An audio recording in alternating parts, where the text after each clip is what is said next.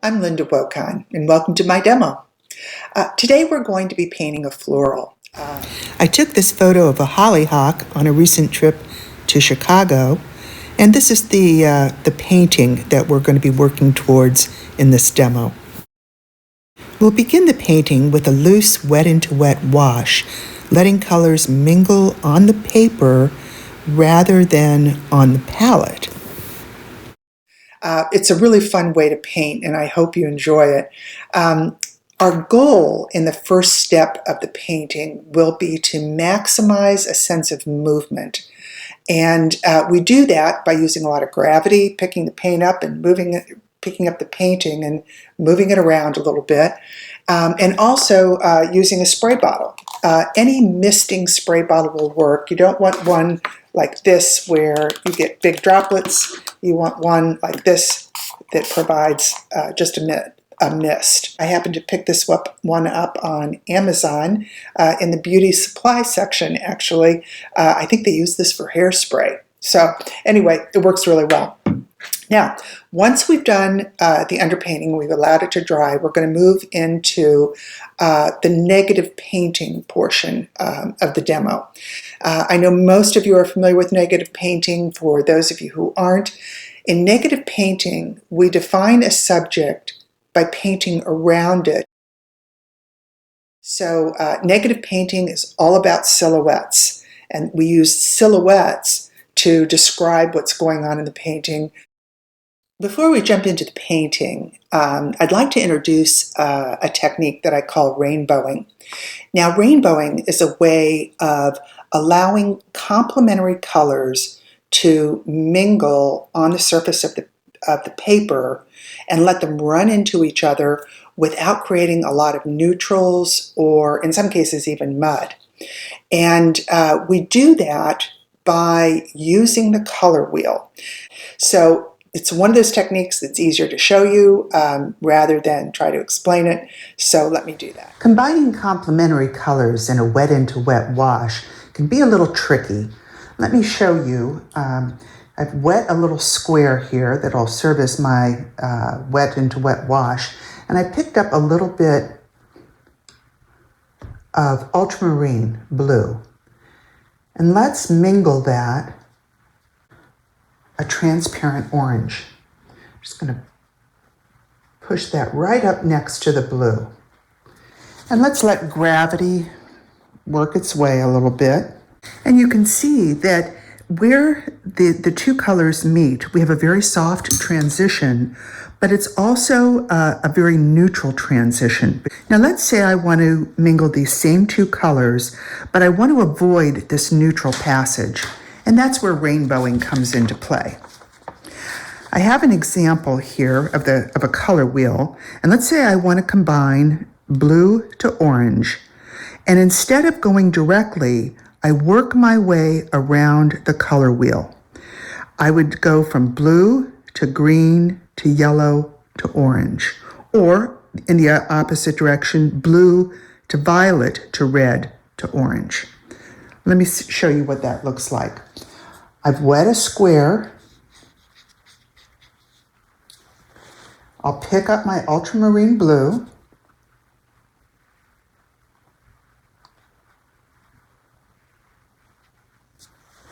And instead of going straight to orange, I'll introduce a yellow.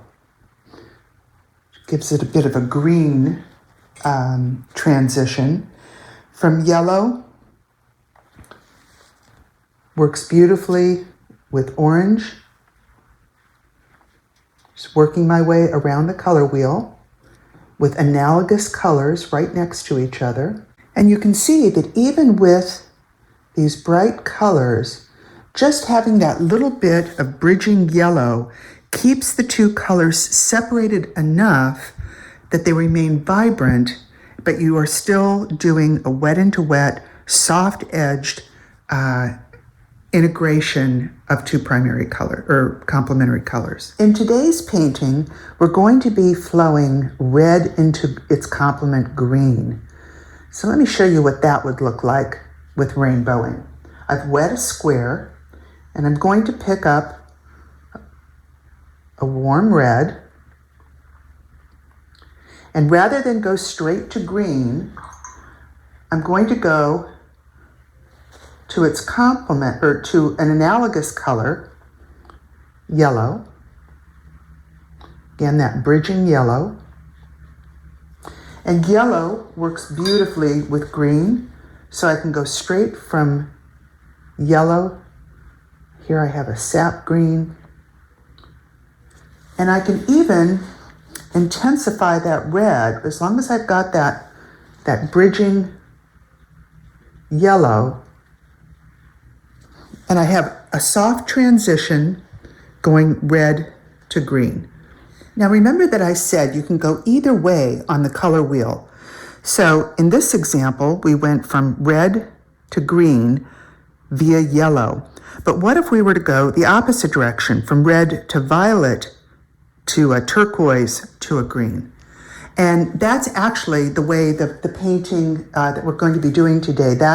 It's more of a cool dominance in the painting. And so let's try that.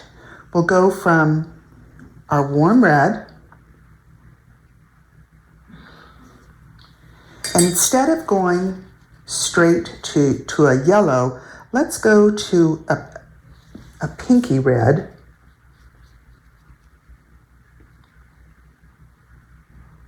And in this case, it's not quite a violet. I think it's an opera. But transition to a violet. Again, a very an analogous color that's going to play really well with that pinky red. From purple, I can go to blue.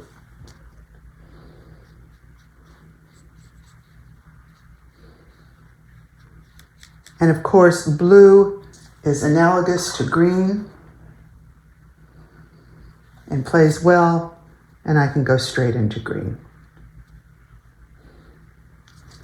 So in this example, it's the same two colors, warm red into green. Here I went the warm route with the bridging yellow. Here I went a cool route with the bridging violet. Rainbowing works really well in all kinds of florals, and we have a couple of examples here.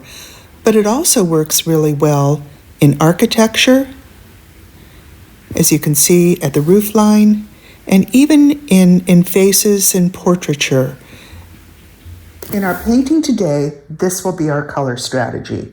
We'll start with a warm red, and this I think is something called a geranium by Schminke, but a quinacridone coral or a scarlet lake, any transparent red works well. And then we'll bridge to a rose. From rose, we'll introduce some opera, again getting cooler. From opera to violet. Violet, we'll move to blue.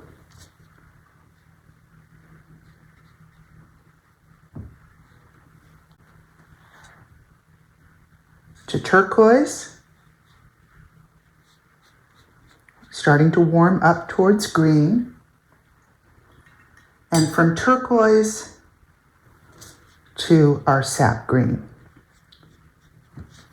So these are the colors that we're going to be using in the initial wash and flowing one into the other.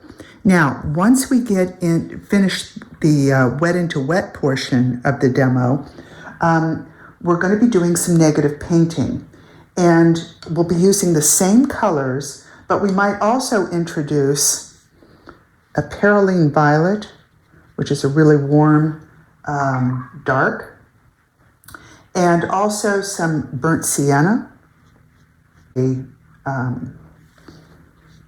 yellow. This is New Gamboge. So here is our image, which I've drawn on a half sheet of watercolor paper. And you can see that I've masked a few areas to preserve the whites. I don't always like to use masking fluid, But in this particular case, we're using so much water and pigment that it's almost like pouring. And masking is actually, I think, essential to protect the white highlights. So jumping right in, I'm going to start with this upper left-hand quadrant. And because we're using lots of water, I'm going to have gravity, I'm going to try and get gravity to work in my favor. So I'm turning the painting upside down and actually at a bit of an angle. Wetting the area that I want for the initial wash all the way to the edges. I'm ignoring the edges of the flower that I've drawn. And I'm using a large mop brush. Now I'm going to switch to a smaller brush to load the pigment. And let's just begin right along the edge of that flower. And you notice I'm using quite a bit of pigment here.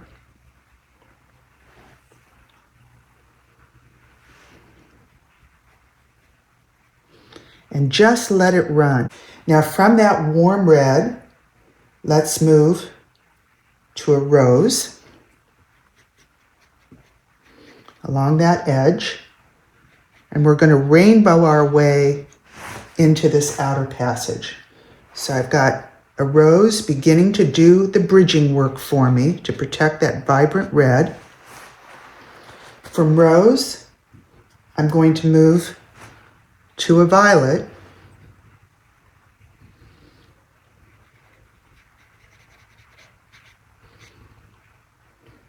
And just sort of use your brush to sort of mimic the veins of the flower.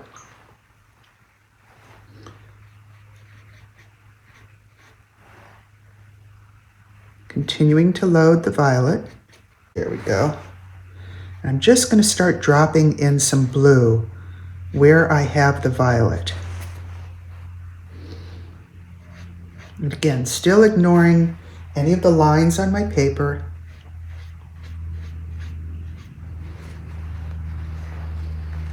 This is the Antwerp blue. Prussian would work just as well.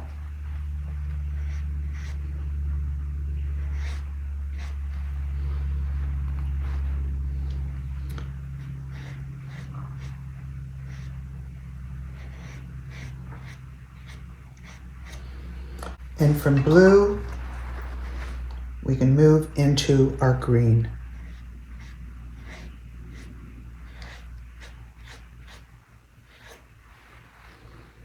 Now, while the painting is still very wet, the surface is, I can use a smaller brush to load in some darker value. And this is just my darker rose color.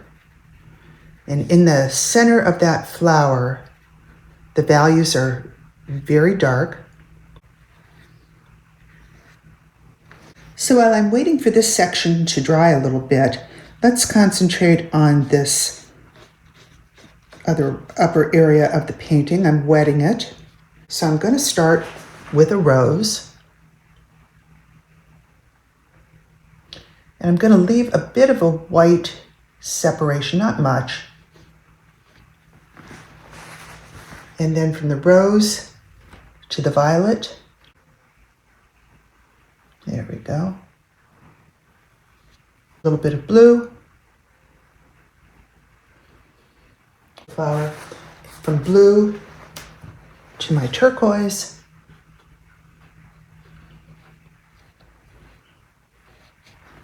And from turquoise, we can move right into our green.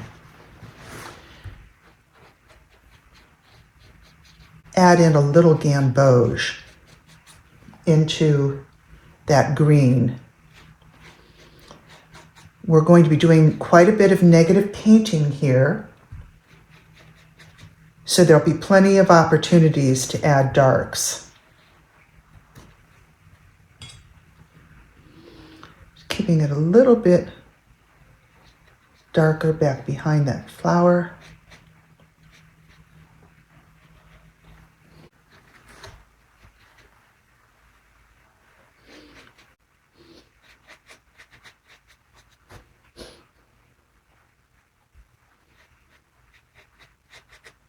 Dropping a little more turquoise in this area.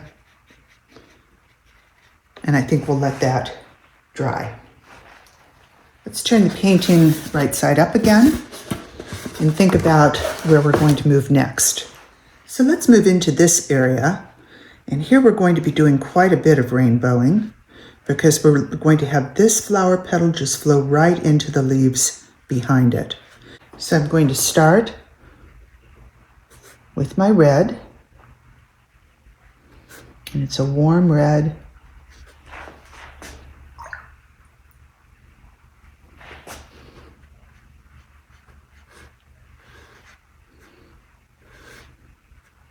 And again, I'm ignoring my pencil lines. I don't care where the flower is ending.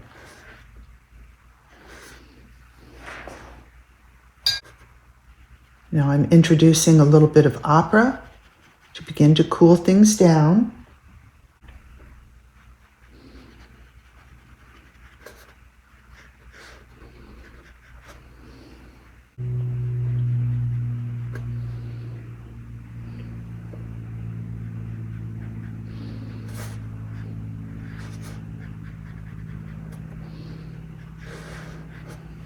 From blue, I can move to turquoise.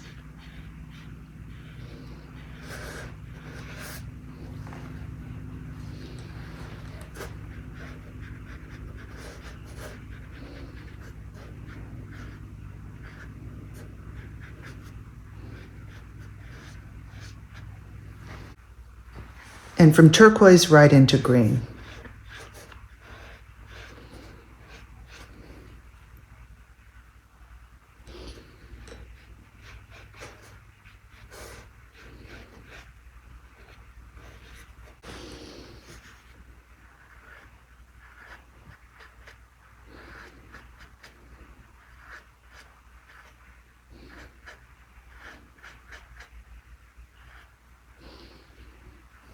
While it's still very wet, I can deepen my rose in the center and just pull it straight out. Soften it a little bit, because at this stage, I still don't want any hard edges, and I'm not concerned at all if some of that pigment runs into the rest of the painting. So while we're waiting for this area to dry and settle down a bit, let's move to the upper portion of the next flower. And again, I'm wetting the area, going just up to the edge there. And I'm just sort of mimicking with my brush strokes the way that the flower naturally curves around. I'm going to switch to a little smaller brush here while I load in some darker pigments.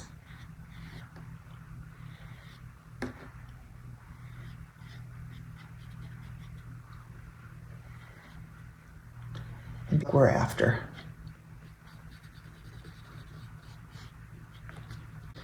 I'm just loading pigment. And as long as it remains fairly wet, and as long as I'm using a smaller brush and not adding a lot of extra water, I can avoid creating blossoms. And to soften,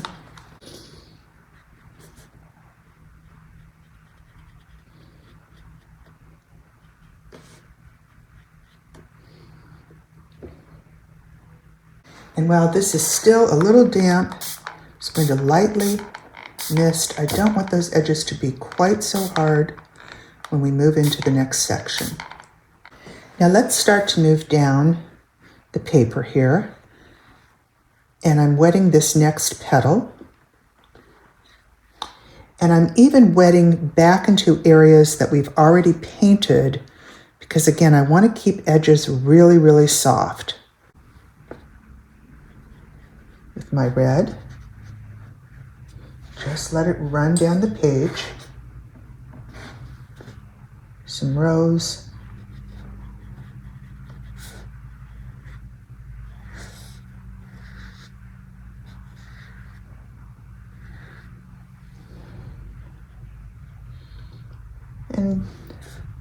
Just keep it fairly warm in this area.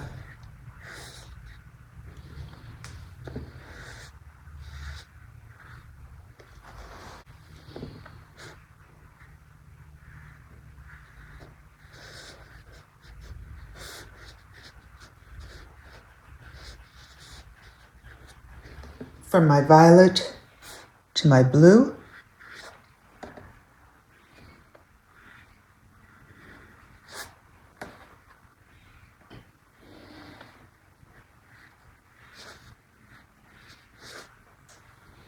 That red. From my blue to turquoise.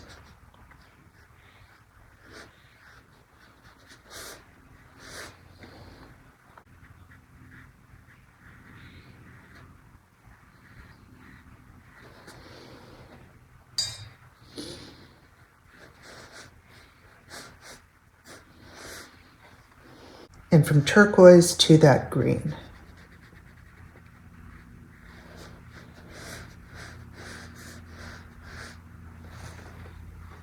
A little more turquoise up under this top leaf. A little more green.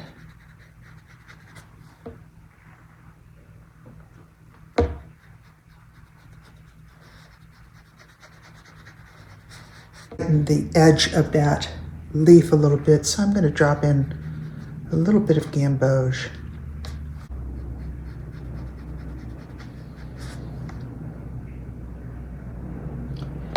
This gamboge will help soften the transition down into those lighter buds. And just give that a little bit of a squirt.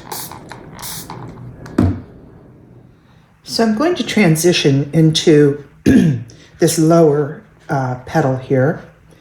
And again, quite a bit of rainbowing because we're going to let that pigment flow all the way down the page. This petal I want to be a little bit lighter, and I'm going to introduce more yellow. So rather than bridge from red to violet to blue to green, I'm going to go the opposite direction on the color wheel, and I'm going to go from red to yellow to green. And that just gives me a little bit warmer, lighter look as I let these pigments run down into the leaf shapes. Bringing in a little bit of that gamboge into these petals. And letting the gamboge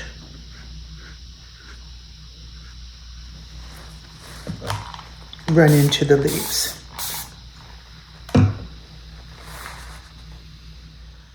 going to darken the pigment a little bit more up in the center of that flower.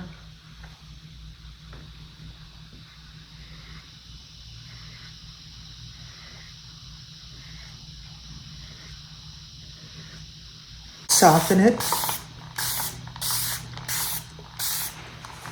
I can move directly into green.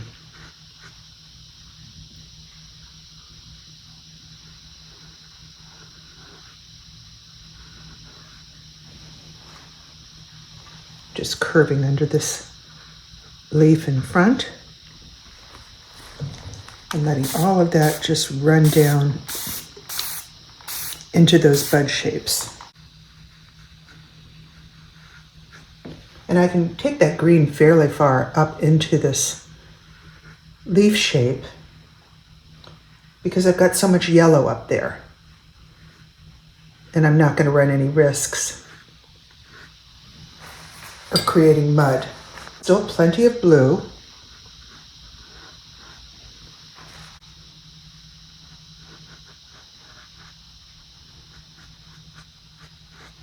Yeah. Working at a fairly steep angle with my big brush again. I want to make sure I wet this area all the way down the paper and tuck it right underneath that petal. And just let it run. Drop in some blue.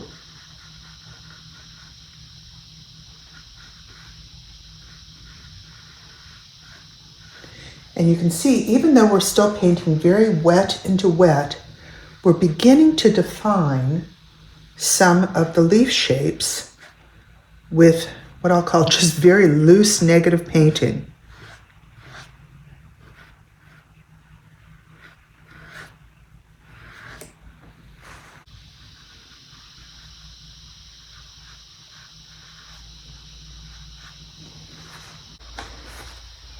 Add in some new gamboge in that bud area, and just let it run down.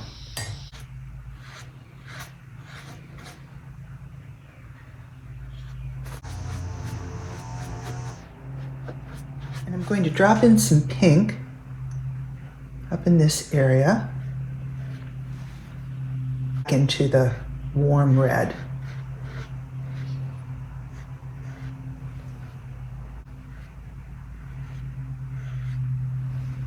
Back to my purple transition, because the leaves over on this side are going to be a little bit darker. So from purple to blue,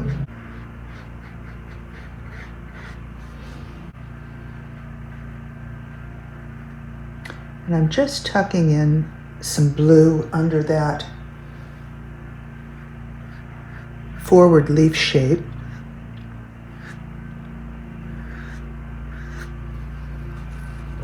Tuck this along with some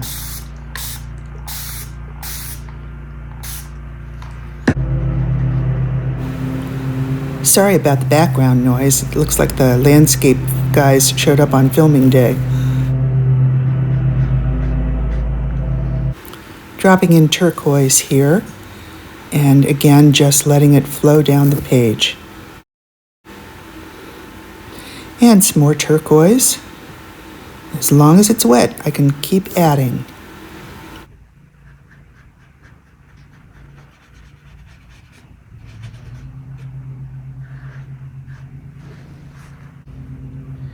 Maybe a little gamboge on this lower leaf.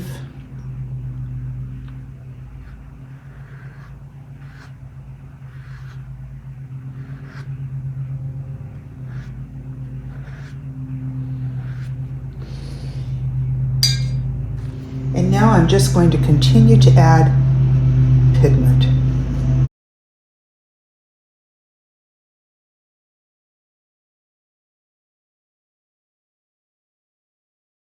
With my turquoise, and I have another leaf up here.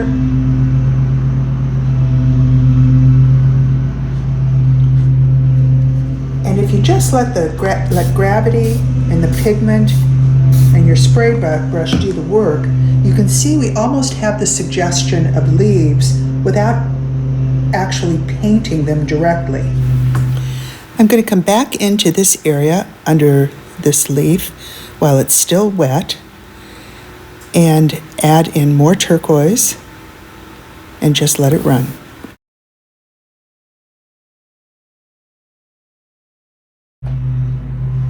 And back here behind the flower, I'm just going to tuck in a little bit of violet.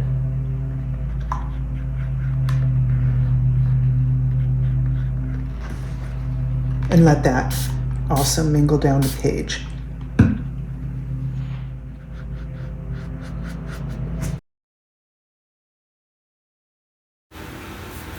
Adding more turquoise under this lower leaf, softening it a little with the spray bottle.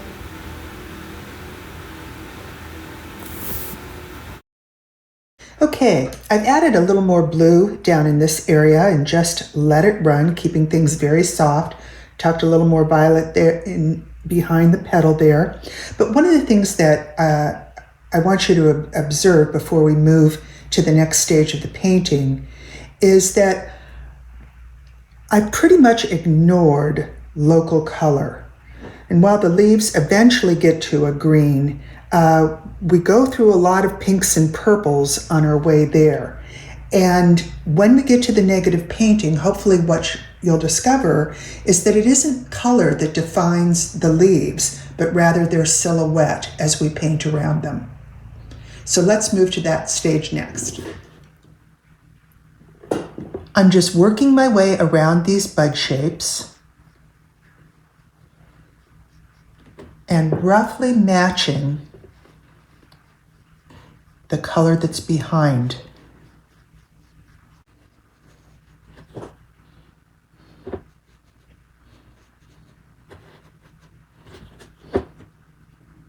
I've zoomed in a little bit so you can see as we move into some of the more detailed areas in this bud cluster. I'm going to start painting around individual buds. And I'll keep this edge hard where I'm trying to define the bud, and then I'll soften on the other side of it. And I may, at this point, start to introduce a little burnt sienna.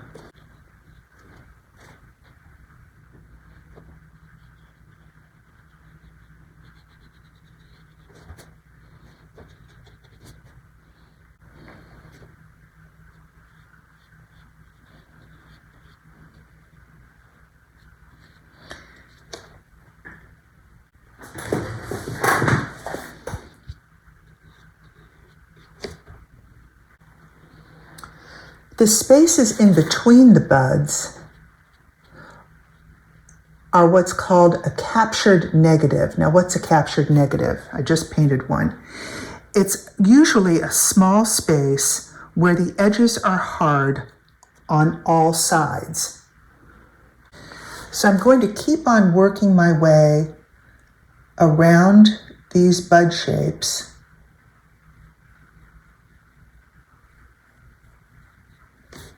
and using primarily captured negatives.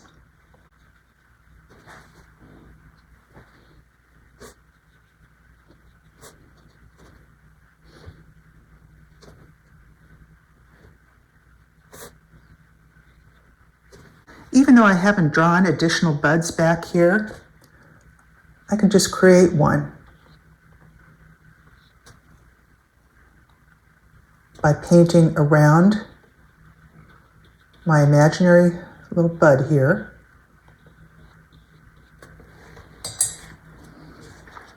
And just walking the pigment out away from it. I'm going to continue to work in this area and may fast forward a bit.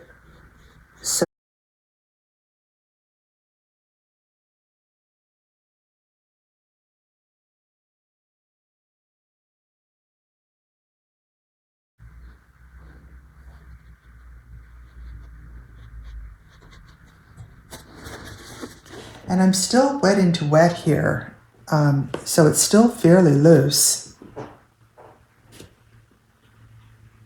But I'm suggesting the shapes of the things that are about to come. Moving into blue.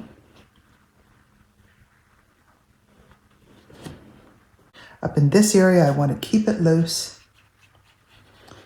But as I get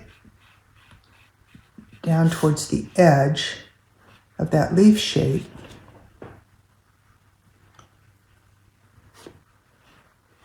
I want to keep that back edge very soft, so I'm using the spray bottle. And now I'm tucking some dark color underneath this leaf shape and starting to provide the background for these buds. And here I'm painting wet into dry because I want to be able to control my edges a little more as I get into these bud shapes. Let's start.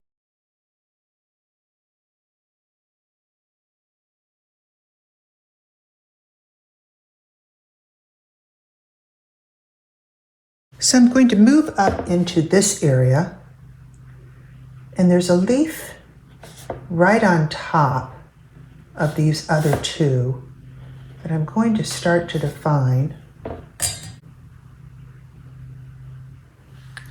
And I may take some of this color, some pink, back up into the flower a little bit. And really putting this at an angle, just letting things run. This is still pretty wet. And there's a leaf tucked back here behind this one in front. And using my turquoise, just going to very softly define those edges. Bit of pink, just kind of wrapping around in the same way that the petal shape moves.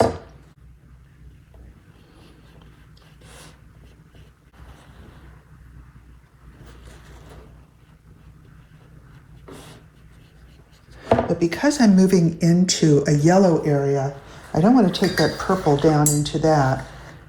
So I'm going to bridge with a little burnt sienna.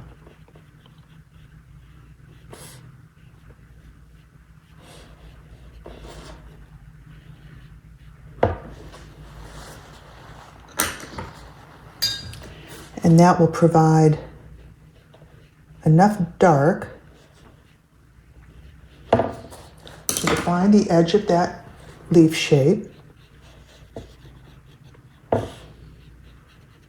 without muddying my yellow.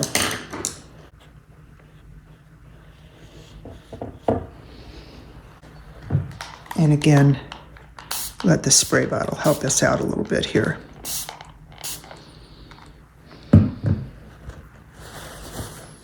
I want to keep the transition into this area still fairly loose. So I'm dropping a little red into that leaf shape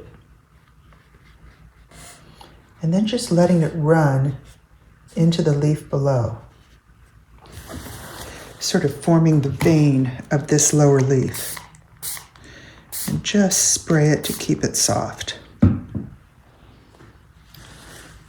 there's another leaf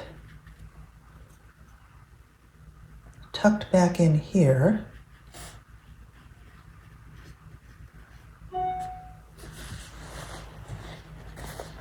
I'm just defining that edge and softening it.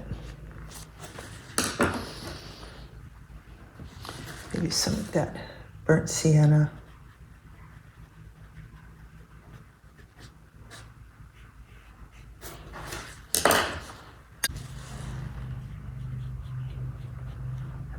I'm just defining this little leaf here with some burnt sienna. And I'm going to pull some of that color up into the flower and sort of let it run into the area where we outlined the leaf. While this portion is drying, let's move over into the bud area and start to do some of the negative painting in the same way that we did up at the top. I have a leaf shape here that's kind of in front, so let's just pull that out along with its stem and provide some background. Move from turquoise into green. And now we're going to work our way around and define the stems and leaves and the buds that we talked about earlier.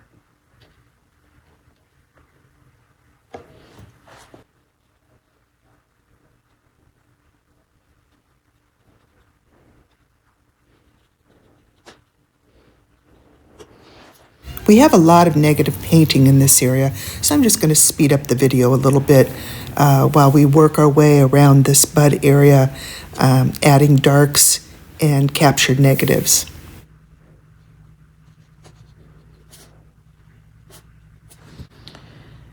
And just to keep things a little unified, I might actually drop in just a suggestion of red down in these buds.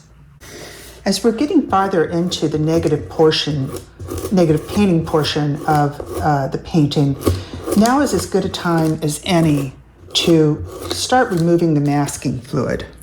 And the other thing that's important is, as you can tell as I'm removing this, the whites from the masking fluid are really, really stark.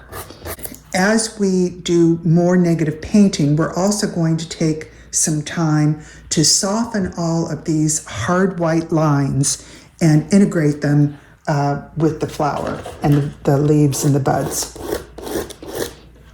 So to soften the edges, the white where the highlights are, I use what I call my masking fluid brush. It's a flat, fairly stiff bristles, but I don't use this end to put the masking fluid on. I use this end, which is just plastic. The masking fluid comes off really easily. I get a nice sharp line, and it's very easy cleanup. I use this end for lifting and softening the areas where the masking fluid was.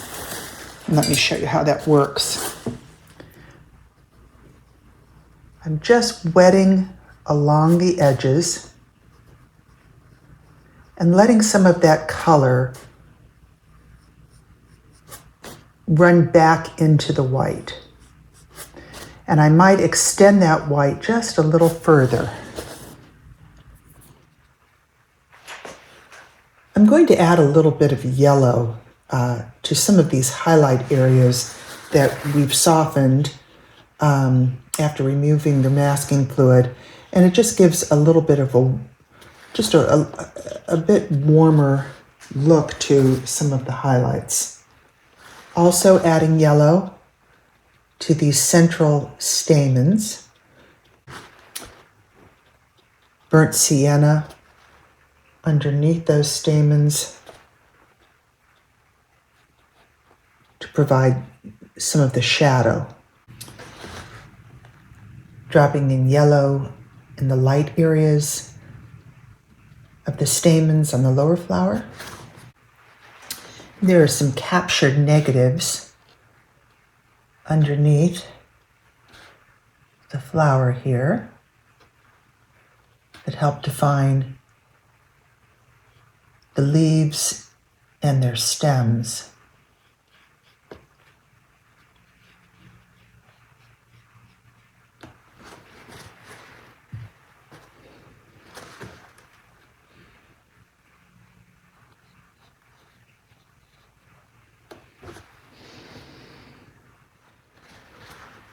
A couple more negatives down in this area.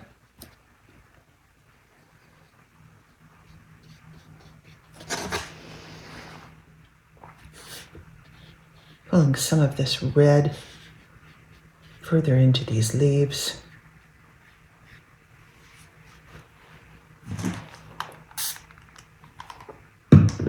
Doing a close-up of some of the detail in this lower leaf area here. I'm just coming in with a darker value of the same color that I'm painting over, or pretty close. Same combination of colors anyway. And I decided to pop in a couple of extra buds up in this area.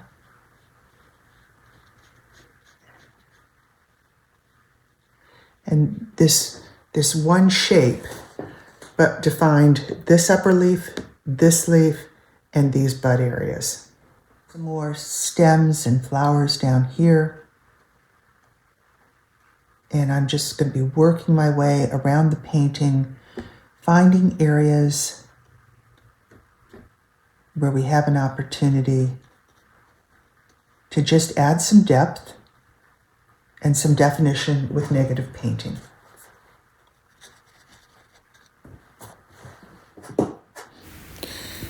A couple of rules about negative painting is you always want to start painting around the subject that is closest to you.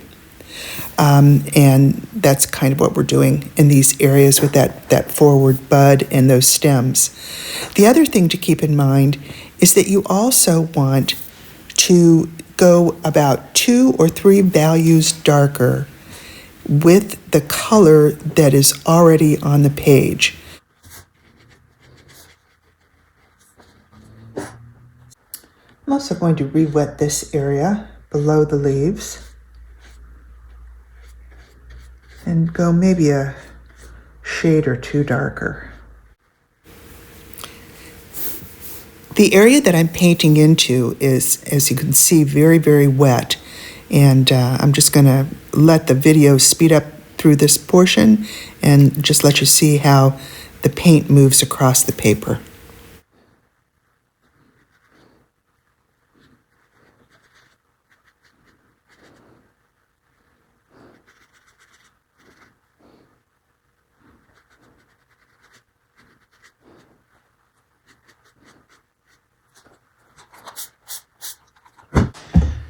While this area is drying, I may want to pop in a couple of leaves in the background here.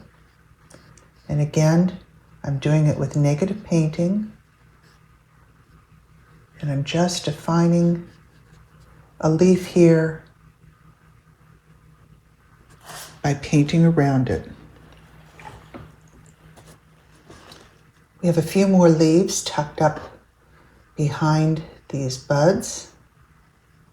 And again, I've just sort of invented these to take one more layer back in our negative painting, just painting around these leaves.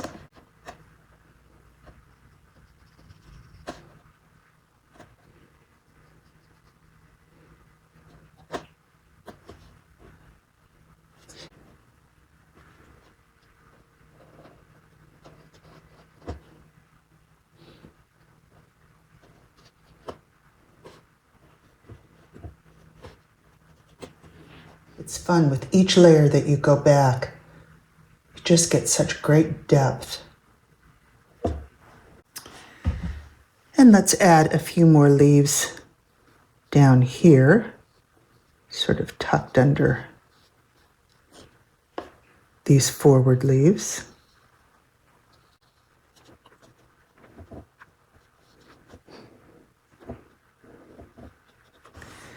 And perhaps some more over here.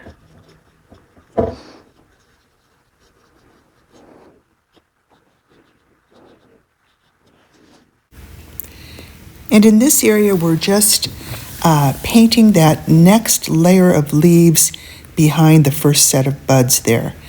And it's lots of small negative shapes, but we're defining a sort of a second cluster of leaves back here. So we'll just let the video speed through this part and you can see how it develops.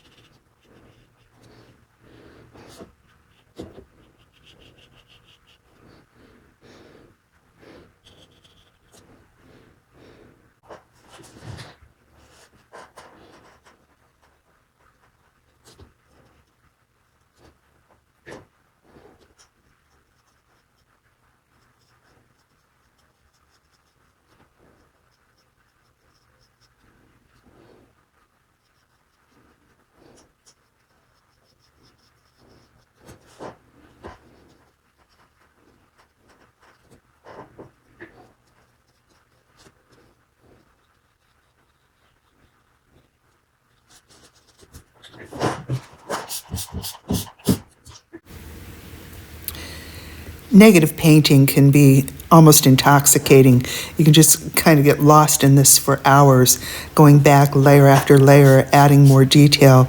And there's really no limit to how far back into a painting you can go by just going a couple of shades, a couple of values darker, and defining more subject matter. It's what makes it fun and also a little challenging. I think I want to define maybe just part of the upper edge of this flower here. So I'm going to rainbow it, just a darker shade of that pink.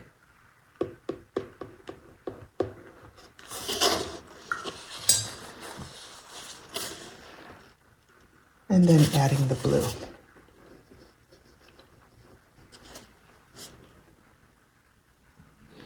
Maybe some purple.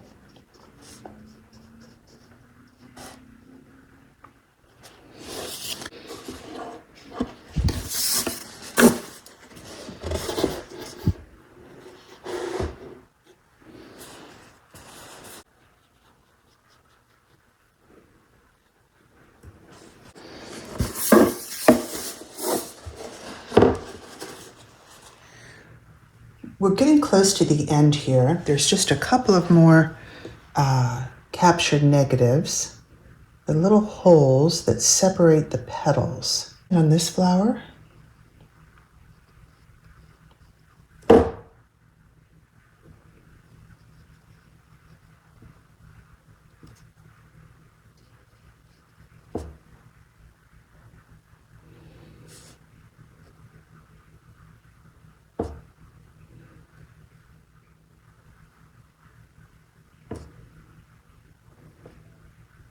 I think we're closing in on a finish.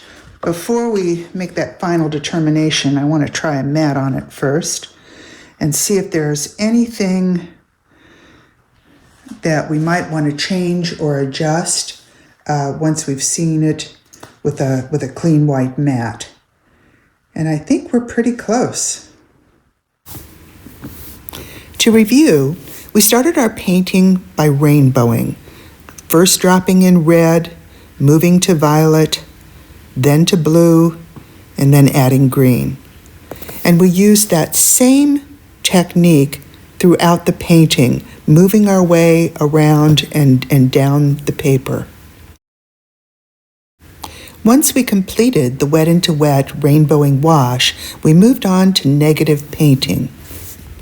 After the first negative painting pass, we removed the masking fluid and began to soften the edges before we made our final pass at negative painting.